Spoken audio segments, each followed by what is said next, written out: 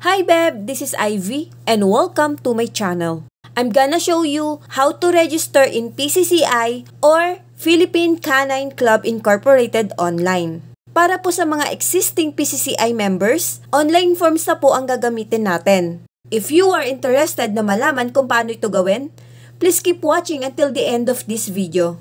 Kung bago ka pa lang sa channel ko, I invite you to please do like, share, comment, and subscribe to my channel. Don't forget to hit the notification bell para updated ka sa mga bago kong video gaya nito. Without any further ado, let's get started. What is PCCI?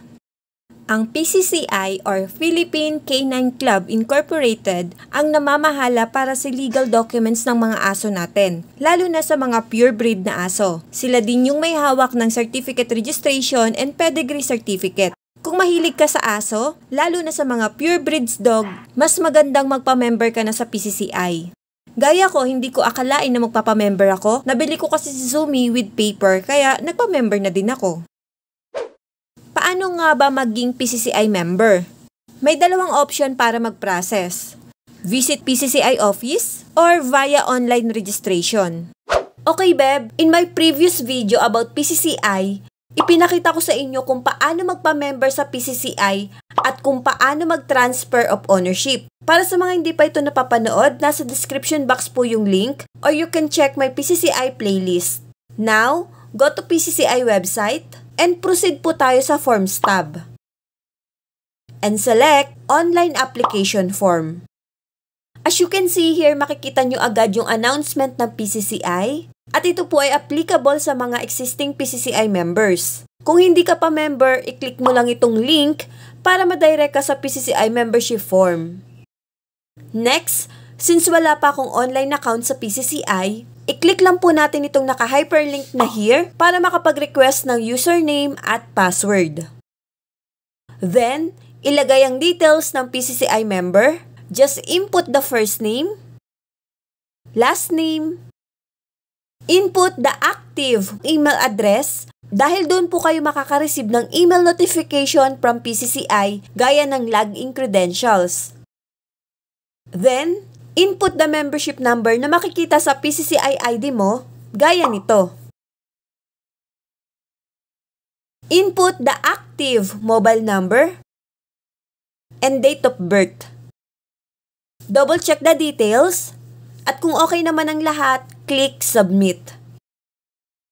Ayan, may notification tayo dito sa upper part ng form na membership request received. Please wait 24 to 48 hours for processing. If ever na more than 48 hours na at wala pa rin kayong nare-receive na email from PCCI, antayin nyo lang po at least 3 regular working days. So ayun na nga at naka-receive na ako ng email from PCCI after 3 days. Dito makikita ang PCCI user account. Naka-indicate ang username at password. Next, balik ulit tayo sa PCCI website para ma-check kung working ang login credentials na binigay sa atin ng PCCI.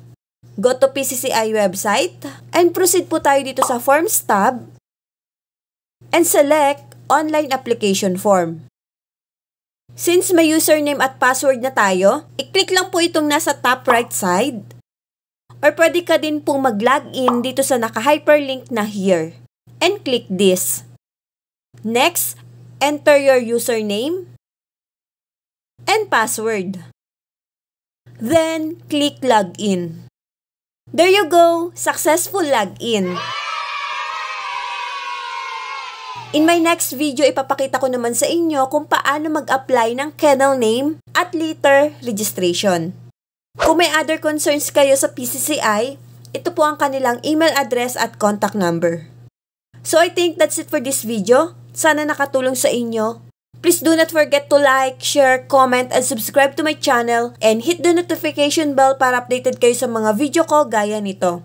Thank you and God bless everyone. Follow for more.